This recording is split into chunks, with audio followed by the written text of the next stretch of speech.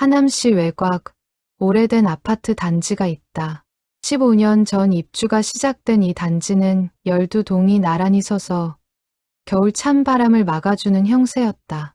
담쟁이 덩굴이 아직 낙엽을 매달고 있는 11월의 어느 저녁, 단지 정문 경비 초소 안에 불이 켜졌다.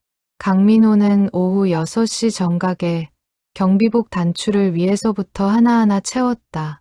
그 동작에는 오랜 습관이 배어 있었다. 마치 오래전 무대 위 연주복을 여미던 그 손길처럼 느리지도 빠르지도 않게 정확하게.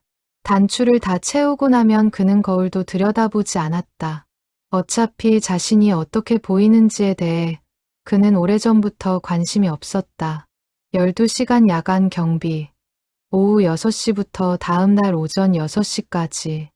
강민호는 이 아파트에서 4년째 일하고 있었다. 4년 전 그를 처음 고용한 관리소장은 이제 바뀐 지 오래였고, 고용 당시 함께 지원했던 다른 경비원들도 하나둘 떠나거나 교체되었지만 강민호만은 남아 있었다. 특별한 이유는 없었다.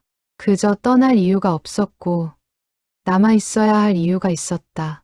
그 이유는 이 단지에서 차로 10분 거리에 있는 요양병원에 있었다. 오복순, 그의 아내, 한때 동네 아이들에게 피아노를 가르치던 손이 이제는 침대 난간을 잡고 하루를 버티는 여자. 알츠하이머 진단을 받은 지 꼭 20년이 되는 해였다. 강민호는 초소 안 낡은 의자에 앉았다. 책상 위에는 방문 기록 장부, 택배 관리 노트, 볼펜 2자루, 그리고 작은 서랍 안에 언제나 같은 것이 들어있었다. 길이 35cm의 지휘봉 하나. 그것은 누가 봐도 경비원이 가지고 있을 법한 물건이 아니었다. 그러나 아무도 그 서랍을 열어본 적이 없었고, 그래서 아무도 몰랐다. 민호 형, 오늘 또 야간이에요? 진짜 무쇠야 무쇠. 저녁 7시가 넘어 동료 박용철이 초소 문을 열며 들어섰다.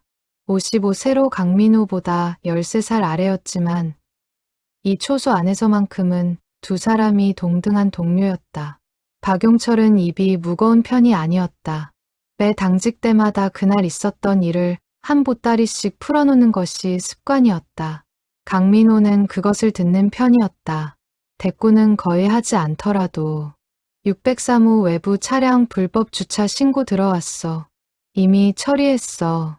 그것이 강민호의 전형적인 대화 방식이었다. 상대의 안부 인사에 업무 보고로 답하는 것. 박용철은 이미 4년째 그 방식에 익숙해져 있었다. 어떤 날은 그것이 차갑게 느껴졌지만 오늘처럼 추운 밤에는 오히려 믿음직스럽게 느껴지기도 했다. 밤이 깊어졌다. 단지 안불빛이 하나둘 꺼졌다. 강민호는 순찰 일지에 시간을 적고 외부 CCTV 화면을 훑고 방문 차량 번호판을 기록했다. 시계가 10시 반을 가리킬 무렵 그는 천천히 자리에서 일어났다. 지하 주차장 확인하고 올게. 그것은 매일 밤 같은 시간에 반복되는 일이었다. 박용철은 의심 없이 고개를 끄덕였다. 지하 주차장 순찰은 야간 경비의 정규 업무였으니까. 그러나 강민호가 지하로 내려가는 진짜 이유는 순찰이 아니었다. 지하 주차장 B2층 구석. 차세대가 들어갈 공간이지만 항상 비어있는 자리가 있었다. 기둥과 벽 사이, 카메라 사각지대, 형광등 하나가 1초 간격으로 깜빡이는 그 자리가 강민호의 장소였다. 그는 서랍에서 꺼낸 지휘봉을 오른손에 쥐었다. 그 손이 떨렸다. 처음에는 언제나 그랬다. 50대 초반부터 시작된 손떨림은 처음에는 연주를 방해했고 그 다음에는 연주를 불가능하게 만들었다. 본태성 진전. 진단명은 간단했지만 결과는 잔인했다. 바이올린 현 위를 날아다니던 활이 더 이상 원하는 음정에 멈추지 않았다.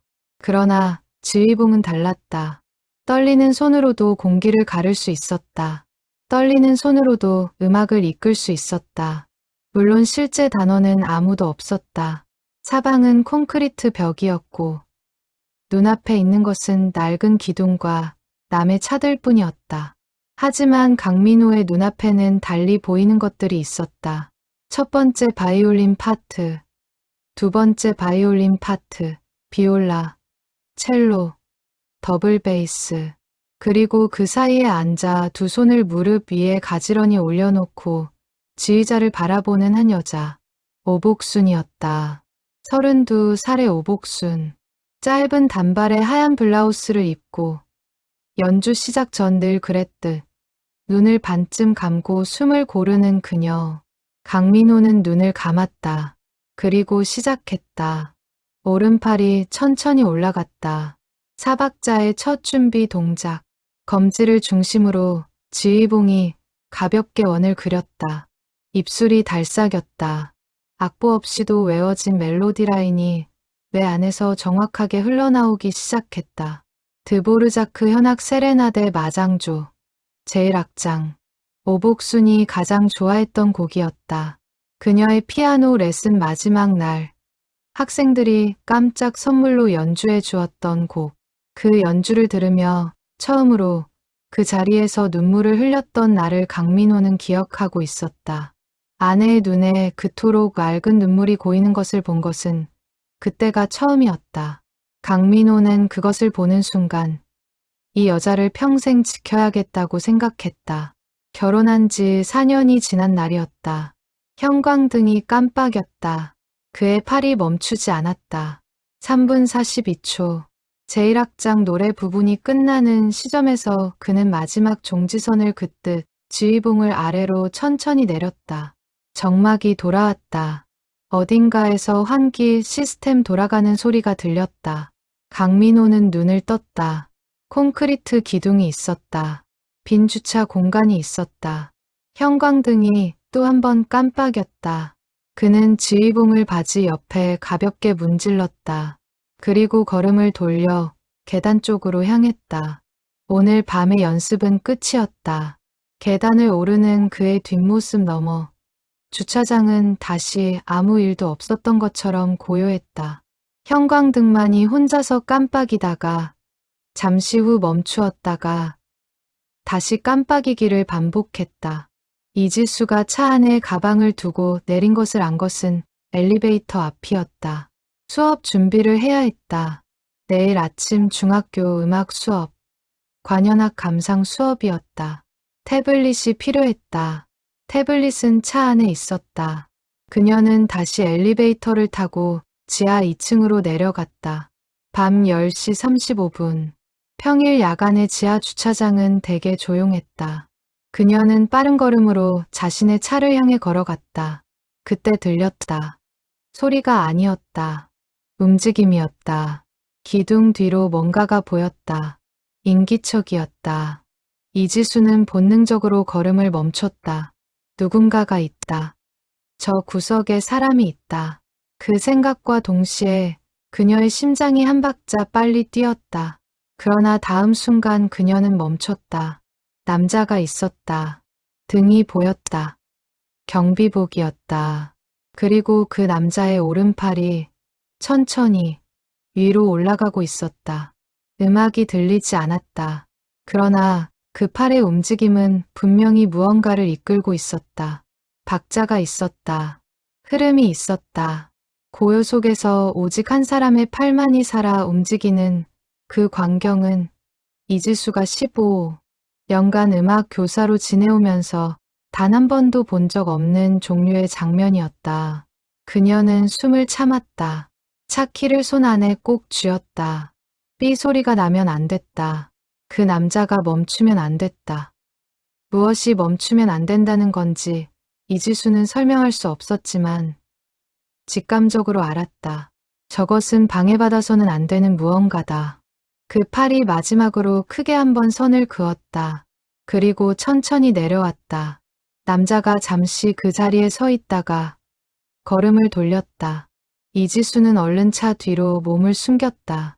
발소리가 가까워졌다가 멀어졌다. 계단 문이 열렸다 닫혔다. 이지수는 한동안 그 자리에서 움직이지 못했다. 그 남자가 강민호라는 것은 경비복만 봐도 알 수 있었다. 4년간 매일 얼굴을 마주쳤던 사람. 안녕하세요. 라고 말하면 고개를 끄덕이는 것이 전부였던 그 사람. 지휘를 하고 있었다. 혼자서. 그날 밤 이지수는 오래 잠을 이루지 못했다. 이튿날 이지수는 학교 수업을 마치고 돌아와 인터넷을 열었다. 검색창에 이름을 쳤다. 강민호, 경비원, 하남. 아무것도 나오지 않았다. 당연했다. 경비원의 이름이 검색에 나올 이유는 없었다. 그녀는 다시 생각했다. 어젯밤 그 팔의 움직임. 그것은 음악을 배운 사람이 아니라 음악을 수십 년 해온 사람의 움직임이었다. 무게가 있었다. 습관이 있었다. 교과서에서 배운 것이 아니라 무대에서 익힌 것이어야 나올 수 있는 그런 움직임. 관리사무소에 문의를 넣을 수는 없었다. 다른 방법이 필요했다. 그녀는 며칠을 기다렸다. 강민호가 초소에서 혼자 근무하는 시간을 기다렸다. 저녁 6시, 박용철이 오기 전 30분의 공백 시간. 이지수는 초소 창구 앞에 섰다. 강민호가 고개를 들었다. 언제나처럼 무표정이었다. 택배 맡기러 왔어요. 그런데 잠깐 여쭤봐도 될까요? 말씀하세요. 혹시 음악을 하셨어요? 강민호의 손이 잠깐 멈췄다. 볼펜을 쥐고 있던 손이었다. 그것은 반 박자도 되지 않는 정지였지만 이지수는 놓치지 않았다. 그런 거 없습니다. 짧고 단단한 부정이었다. 이지수는 한 발짝도 물러서지 않았다. 어젯밤에 지하 2층에서 봤어요. 차키 가지러 내려갔다가 침묵이 흘렀다. 강민호의 표정은 변하지 않았다. 그러나 눈빛이 달라졌다. 경계. 아주 오랫동안 혼자 지켜온 무언가가 들킨 사람의 눈빛. 봤으면 봤겠죠. 순찰 중에 잠깐 스트레칭 한 겁니다. 그 대답이 얼마나 억지인지 두 사람 모두 알고 있었다. 이지수는 잠시 그 눈빛을 바라보다가 입을 다물었다. 더 밀어붙이는 것은 옳지 않았다. 그 눈빛 안에 무언가가 있었다. 상처처럼 조심스러운 것이. 그녀는 택배 수령증에 사인을 하고 돌아섰다. 몇 걸음을 걷다가 멈추지 않고 말했다. 저도 음악하는 사람이에요. 중학교 음악 교사. 혼자 하시는 것 정말 아름다웠어요. 대답은 없었다. 이지수의 발소리가 멀어졌다. 강민호는 오랫동안 그 창구 밖을 바라보았다. 그날 밤 서랍을 열었을 때 그는 평소보다 오래 지휘봉을 손안에 쥐고 있었다. 오늘은 지하로 내려가지 않았다. 그저 초소 안에서 의자를 돌려 벽을 마주하고 앉아 눈을 감은 채 그 지휘봉을 두 손으로 쥐고 있었다. 30년 전 처음 수석 바이올리니스트로 단원 명부에 이름이 올랐던 날, 오복순이 해준 말이 떠올랐다. 당신, 음악 그만두면 어떻게 할 거예요? 그만 안 해. 그럼 됐어. 나는 당신이 음악할 때 제일 살아있는 것 같아서. 강민호는 눈을 감은 채 한동안 그 말을 되씹었다. 당신이 음악할 때 제일 살아있는 것 같아서. 지금 나는 살아있는가? 강민호는 매주 목요일 오후 2시에 요양병원을 찾았다. 야간 경비를 마치고 집에 돌아와 2시간을 자고 씻고 병원으로 향했다. 피곤함이 몸에 밴 지 오래여서 그 자체로는 아무것도 아니었다. 3층 302호. 오복수는 창가 침대에 있었다. 오늘은 맑은 날이었고 창으로 햇빛이 들어와 그녀의 흰 머리카락 위에 내려앉아 있었다. 강민호는 문 앞에서 잠깐 멈추었다. 그 장면이 언제 봐도 가슴에 어딘가 찌르는 것이 있었다. 그녀는 그를 보았다. 그러나 눈빛은 낯선 사람을 보는 눈빛이었다. 누구세요? 강민호는 의자를 끌어당겨 침대 옆에 앉았다. 그 물음에 익숙해지는데 10년이 걸렸다. 지금은 가슴이 무너지는 대신 조용히 내려앉는 느낌이었다. 민호예요. 매주 오는 사람이에요. 민호? 민호가 누구야? 복순 씨 남편이에요. 오복순은 잠시 그 말을 들여다보듯 바라보다가 고개를 돌려 창밖을 보았다. 그 말을 믿는 건지 모르는 건지 표정으로는 알 수 없었다. 그녀의 손이 이불 위에 놓여 있었다. 강민호는 그 손 위에 자신의 손을 살며시 올렸다. 오복수는 피하지 않았다. 그것만으로도 충분했다. 피하지 않는다는 것. 아직 이 손이 낯설지만은 않다는 것. 창밖에서 바람이 불어왔다. 가로수 나무잎들이 일제히 흔들렸다. 그때 오복순이 중얼거렸다. 갑자기 아무 맥락 없이 드보르자크. 강민호의 손이 굳었다. 그 곡 세레나데. 마장조. 예쁜 거야. 그녀의 목소리가 달랐다. 평소에 흐릿하고 힘없는 목소리가 아니었다. 뭔가를 기억하는 사람의 목소리였다. 음악이 그녀 뇌 안에 어딘가를 건드린 것이었다. 의료진이 말했던 대로 음악 기억은 알츠하이머의 가장 늦게까지 남는 기억 중 하나였다. 응, 예쁜 거야. 그의 목소리가 조금 갈라졌다. 오복수는 그것을 눈치채지 못했다. 하지만 그것이 더 좋았다.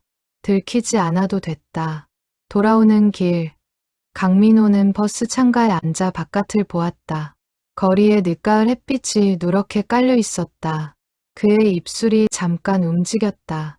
아무 소리도 나오지 않았지만 그것은 분명 멜로디의 모양을 하고 있었다. 드보르자크 세레나데 제1악장 첫 마디. 이지수는 그 이후 며칠간 의도적으로 지하 주차장을 이용하지 않았다. 아파트 정문 옆 자전거 주차장에 차를 세워두고 지하로 내려가지 않았다. 그 남자가 자신에게 들켰다는 것을 알고 있을 테고 그렇다면 한동안은 멈출지도 몰랐다. 들여다보는 것은 옳지 않다고 그녀는 생각했다. 그러나 열흘이 지난 어느 밤, 이지수는 다시 한번 지하 2층에 내려가야 했다. 겨울 타이어 교체 예약을 내일로 잡아놓았고 트렁크 안에 타이어를 꺼내두어야 했다. 계단을 내려서는 순간 이지수는 발소리를 죽였다. 그가 있었다. 또 있었다. 이번에는 더 가까이서 볼 수 있었다. 들킬까봐 기둥 뒤에 붙어 있으면서도 그녀의 눈은 그에게서 떨어지지 않았다. 강민호의 얼굴이 보였다. 눈이 감겨 있었다. 이마에 주름이 깊었다. 그 주름들이 집중하는 모양으로 모여들고 있었다. 오른팔이 올라갔다. 바이올린 파트를 고르는 손짓이었다. 왼손이 따라 움직였다. 템포를 조율하는 동작이었다. 그것은 단순한 몸짓이 아니었다. 귀로 들리지 않는 음악을 몸 전체로 듣고 있는 것이었다. 그때 이지수의 눈에 들어온 것이 하나 있었다.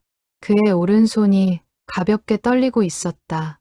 지휘봉을 쥔 그 손이 미세하게, 그러나 분명히 떨리고 있었다. 그는 그 떨림을 억누르려 하지 않았다. 그냥 그것과 함께 지휘하고 있었다. 떨리는 채로 음악을 이끌고 있었다. 이지수의 눈이 따가워졌다. 눈물이 아니었다. 아니, 눈물이었다. 음악 교사로 15년, 수백 명의 학생에게 악보를 가르치고 음정을 잡아주고 박자를 세워왔다. 하지만 이토록 절실한 음악을 본 것은 처음이었다. 들리지 않는 음악, 단원도 없고 관객도 없고 무대도 없고 박수도 없는 자리에서. 그러나 그 어떤 콘서트홀보다 진지한 지휘. 그녀는 오래 그 자리에 서 있었다. 트렁크는 나중에 꺼내도 됐다. 이지수는 그 다음 날부터 강민호에 대해 알아보기 시작했다. 이번에는 다른 방식으로. 단지 내 오래된 입주민들에게 자연스럽게 물었다. 경비원 강 씨에 대해 아는 것이 있느냐고. 7동 804호에 사는 박영순 할머니가 알고 있었다. 8년 전부터 이 단지에 살았고 오래전 강민호와 한번 긴 이야기를 나눈 적이 있다고 했다. 그분 원래 음악 하셨어요. 바이올린이라고 했던가. 유명한 데서 연주했다고. 그런데 손이 안 좋아져서 그만뒀대요. 부인이 많이 아프다고도 했고 그것이 전부였다. 하지만 이지수에게는 그것으로 충분했다. 그는 연주자였다. 그리고 지금은 연주할 수 없었다. 그러나 음악을 놓지 않았다. 아내를 위해, 그 아내가 기억하는 마지막 노래를 위해 12월이 시작되었다. 단지 안에 크리스마스 전구가 걸리기 시작했다. 경비초소 유리창 너머로 그 불빛들이 반짝이는 것이 보였다. 강민호는 그것들을 바라보지 않았다. 명절이 되면 더 바빠질 뿐이었다. 이지수가 초소 앞에 나타난 것은 저녁 5시 40분이었다. 박용철이 오기 20분 전이었다. 잠깐 이야기해도 될까요? 강민호는 창구에서 고개를 들었다. 그녀의 표정이 전과 달랐다. 조심스러운 것이 있었다. 억지로 가벼운 척하는 것이 없었다. 짧게, 어르신 손 많이 떨리시죠? 강민호는 대답하지 않았다. 바이올린은 못하게 됐지만 지휘는 할 수 있다는 거 알아요. 지휘봉을 들고 있으면 떨림이 음악이 되니까. 강민호의 눈이 가늘어졌다. 그것은 화가 난 것이 아니었다. 정확하게 간파당한 사람이 짓는 표정이었다. 저, 아파트 사람들 모아서 작은 연주단 만들고 싶어요. 어르신이 지휘하는 연주단요. 단어는 악기 가진 사람 아무나요. 실력은 상관없어요. 됩니다. 단호한 거절이었다. 이지수는 기다렸다가 다시 말했다. 목적이 따로 있어요. 병원 위문 공연이에요. 어머님 계신 요양병원에서. 이번에는 다른 종류의 침묵이었다. 강민호의 손이 책상 위에 놓였다가 천천히 주먹을 쥐었다. 이지수는 계속했다. 드보르자크 세레나데. 어머님이 기억하시는 그 곡이요. 강민호가 고개를 들었다. 눈이 달랐다. 경계도 아니었고 거부도 아니었다. 그것은 오래 닫혀있던 문이 아주 조금 열리는 소리가 났을 때의 표정이었다. 어떻게 알았어요? 오래 음악 하다 보면 알아요. 누군가를 위해서 하는 음악인지 아닌지. 강민호는 한동안 창구 밖을 내다보았다. 전구들이 깜빡이고 있었다. 지하 2층 형광등처럼 단원이 몇이나 될 것 같아요. 이지수의 입술이 살짝 올라갔다. 충분히 모아볼게요. 이지수가 단원 모집을 시작한 것은 12월 둘째 주였다. 방법은 단순했다. 단지 내 공지 게시판에 A사 용지 한 장을 붙였다. 아파트 입주민 소규모 연주 모임 악기 가진 분 누구나 실력, 무관 목적 크리스마스 위문 공연. 사흘 안에 6명이 연락을 해왔다. 203호 정상훈 씨, 62살, 은퇴한 중학교 수학교사. 취미로 첼로를 배운 지 3년이 되었다. 자신은 초보라고 여러 번 강조했다. 504호 김미정 씨, 57세, 학원 강사. 중학교 시절 학교 오케스트라에서 바이올린을 켰다. 30년 만에 다시 잡는 거라 기대 반 걱정 반이었다. 701호 이재호 씨, 48세, 회사원. 아마추어 기타리스트였으나 클래식 곡에도 도전해보고 싶었다. 902호 노영희 씨, 64, 주부. 플루트를 10년째 배우고 있었다. 단지 안에 연주할 기회가 없어 늘 아쉬웠다. 그리고 1005 최대원 씨, 40세, 초등학교 교사. 취미로 비올라를 배웠다. 아는 사람 없이 해온 일인데 이런 기회가 생겨서 반갑다고 했다. 마지막으로 강민호에게 직접 연락을 한 사람이 있었다. 바로 박용철이었다. 형, 나도 할게요. 오카리나인데. 형이 지휘한다는 소리 듣고 강민호는 잠시 그를 바라보다가 말없이 고개를 끄덕였다. 그렇게 7명의 단원이 모였다. 이지수가 8번째였다. 악기는 바이올린이었다. 첫 연습은 지하 1층 주민 회의실에서 열렸다. 강민호는 지휘봉을 가지고 왔다. 처음으로 그 지휘봉이 주차장이 아닌 곳에서 나왔다. 그는 의자를 뒤로 빼고 서서 단원들을 향해 섰다. 7사람이 반원 형태로 그를 바라보고 있었다. 강민호는 한동안 말을 하지 않았다. 그러다가 천천히 입을 열었다. 연주 잘하려고 하지 마세요. 음악 그냥 들어요. 곡이 가는 대로 따라가면 돼요. 그것이 30년 전 연주자 강민호가 후배들에게 해주었던 말이었다. 단원들은 서로를 바라보았다. 그 말이 무슨 뜻인지 반은 이해하고 반은 이해하지 못했지만 뭔가 중요한 말이라는 것은 모두 느꼈다. 드보르자크 세레나데 마장조, 현악 세레나데이지만 그들의 편성으로는 완전하지 않았다. 플루트와 오카리나가 선율을 맡고 바이올린 2정과 비올라 하나, 첼로 하나가 화성을 채웠다. 기타는 피치카토처럼 활용했다. 어색하고 서툴렀다. 그러나 곡의 뼈대는 살아있었다. 세 번째 연습이 끝날 무렵 노영희 씨가 플루트를 내려놓으며 말했다. 아, 이 곡 참 예쁘네. 누굴 위해서 하는 거라고 하셨죠? 강민호가 대답했다. 아내요. 회의실 안이 잠시 조용해졌다.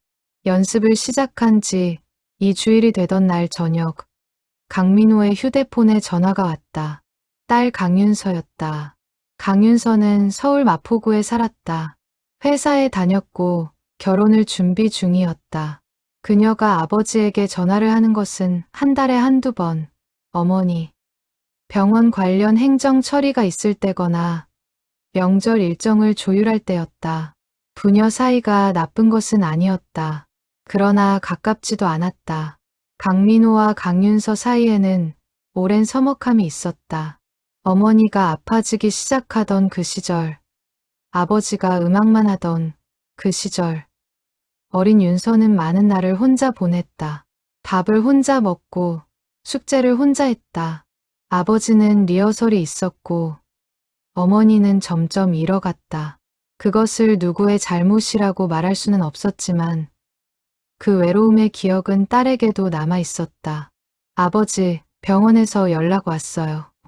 어머니 올해 크리스마스 행사 때 가족 초청한다고요. 가실 수 있어요?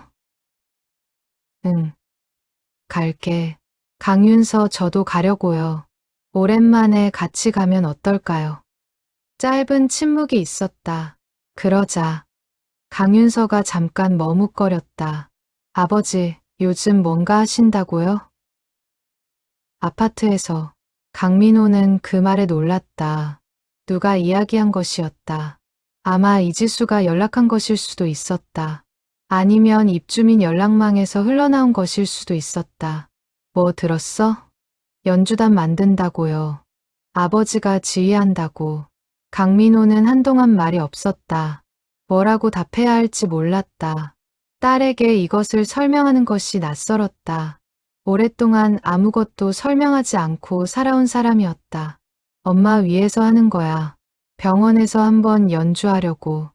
전화 너머에서 잠시 소리가 없었다. 강민호는 딸이 뭐라고 할지 가늠할 수 없었다. 그런데 뜻밖의 소리가 들렸다. 강윤서가 울고 있었다. 소리 없이. 숨을 참는 소리만이 들렸다. 아버지. 응, 저도 가도 돼요? 연주하는 날, 강민호는 천장을 바라보았다. 경비초소 형광등이 깜빡이고 있었다. 지하 2층 그 형광등처럼. 물론이지. 와야지. 전화를 끊고 강민호는 한동안 창구 밖을 내다보았다. 아파트 불빛들이 촘촘하게 켜져 있었다. 저 많은 불 안에 얼마나 많은 이야기가 들어있는지 그는 그것을 생각했다. 12월 24일 요양병원 3층 다목적실. 오전부터 이지수와 단원들이 병원에 도착했다. 악기 케이스를 들고 복도를 지나는 이들을 보며 간호사들이 고개를 돌렸다. 어떤 보호자들은 문 앞에 서서 안을 들여다보았다. 입주자 가족들도 하나둘 모이기 시작했다. 강윤서가 일찍 와 있었다. 아버지를 기다리며 복도 의자에 앉아 있었다. 그녀는 오랜만에 보는 아버지의 얼굴을 보고 잠깐 멈추었다. 더 늙었다고 생각했다. 그러나 오늘따라 어딘가 달랐다. 등이 달랐다. 오래 구부리고 있던 것이 조금 펴진 것 같은. 아버지. 왔어. 두 사람은 나란히 다목적실 안으로 들어갔다. 오복수는 창가 자리에 있었다. 오늘은 상태가 좋은 날이었다. 눈빛이 또렷했다. 간호사가 특별히 머리를 빗겨주었고 따뜻한 분홍색 카디건을 입혀드렸다. 오복수는 주변을 두리번거리다가 단원들이 악기를 꺼내는 것을 보았다. 그녀의 눈이 악기에 머물렀다. 그리고 그 눈빛이 달라졌다. 조금 더 선명해졌다. 강민호는 단원들 앞에 섰다. 경비복이 아니었다. 이지수가 권해서 입은 남색 셔츠였다. 그가 지휘봉을 꺼냈을 때 단원들은 모두 고개를 들었다.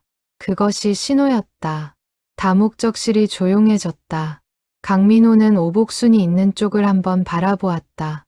그녀는 자기 손을 내려다보고 있었다. 눈치채지 못한 것 같았다. 그것이 더 좋았다. 알고 기다리는 것이 아니라 갑자기 만나는 것. 음악은 그래야 했다. 그는 눈을 감았다. 그리고 지휘봉을 들어 올렸다. 첫 음이 나왔다. 노영이의 플루트가 먼저 선율을 그었다. 그 뒤를 이지수의 바이올린이 따라 붙었다. 박용철의 오카리나가 그 사이를 채웠다. 정상훈의 첼로가 낮은 울림으로 바닥을 깔았다. 완벽하지 않았다. 한 음 사이에 숨소리가 들렸다. 어떤 음정은 흔들렸다. 그러나 곡은 흘렀다. 드보르자크 세레나데 마장조. 그 곡이 방 안을 천천히 채워나갔다. 오복순이 고개를 들었다. 그녀의 입술이 아주 조금 열렸다. 눈이 커졌다. 그리고 그녀는 가만히 그 소리를 들었다. 아무 말도 하지 않았다. 그저 들었다. 두 손이 무릎 위에 가지런히 얹혔다. 그것은 피아노 수업을 시작하기 전 그녀가 학생들에게 가르쳤던 자세였다. 음악이 시작되면 두 손을 무릎에 얹고 눈을 감고 듣는 것. 강민호는 눈을 뜨지 않았다. 그러나 알 수 있었다. 방 안의 공기가 달라진 것을 느낄 수 있었다. 누군가 숨을 삼키는 소리가 들렸다. 강윤서가 손등으로 눈가를 닦는 소리가 들렸다. 제1악장이 끝나갈 무렵 오복순이 낮게 중얼거렸다. 민호야. 그 소리가 들렸다. 강민호의 팔이 잠깐 흔들렸다. 그는 흔들린 채로 끝까지 박자를 이끌었다. 마지막 음이 방 안에 맺혔다가 천천히 사라졌다. 그가 지휘봉을 내렸다. 눈을 떴다. 오복순이 그를 보고 있었다. 그 눈 안에 무언가가 있었다. 확신하기 어려웠다. 알츠하이머의 기억은 순간적이어서 다음 순간에는 또 사라질 수도 있었다. 하지만 지금 이 순간 그 눈 안에 있는 것은 분명히 있었다. 그것은 강민호를 알아보는 눈빛이었다. 당신 오늘 왜 이렇게 잘생겼어? 간호사들이 웃음을 터뜨렸다. 강윤서가 손으로 입을 가렸다. 박용철이 어깨를 들썩였다. 이지수는 바이올린 활을 내려놓고 눈물을 닦았다. 강민호는 아무 말도 하지 않았다. 그냥 그 자리에 서서 오복순을 바라보았다. 오래 닫혀있던 그 눈이 오늘은 아주 조금 따뜻했다. 해가 지는 시간, 강민호는 아내의 병실로 돌아왔다. 오복순은 이미 평소의 흐릿함으로 돌아와 있었다. 방금 전 다목적실에서의 일은 기억하지 못하는 것 같았다. 강민호는 그것을 슬퍼하지 않았다. 오랫동안 그것을 슬퍼하지 않기로 한 날이 있었다. 그는 의자를 끌어당겨 침대 곁에 앉았다. 그녀의 손을 잡았다. 오복순은 창밖을 보았다. 겨울하늘이 오렌지빛으로 물들고 있었다. 예쁘네. 응. 예뻐. 그것으로 충분했다. 강민호는 그날 밤 야간 경비를 마치고 지하 2층으로 내려갔다. 기둥 뒤에 그 자리, 형광등이 깜빡이는 그 자리에 섰다. 지휘봉을 들었다. 그 손이 떨렸다. 오늘도 떨렸다. 그러나 그것은 더 이상 이겨내야 할 것이 아니었다. 팔이 올라갔다. 드보르자크 세레나데. 제1악장 첫 마디. 형광등이 한번 깜빡였다. 주차장의 콘크리트 벽이 그 움직임을 조용히 받았다. 눈앞에 아무도 없었다. 그러나 강민호의 눈에는 오복순이 있었다. 32살의 오복순이 짧은 단발의 하얀 블라우스를 입고 두 손을 무릎에 얹고 눈을 살며시 감은 채 음악을 기다리는 그녀가 지휘봉이 공기를 갈랐다. 음악이 시작되었다. 아무도 들을 수 없는 음악이, 그러나 단 한 사람을 위한 음악이.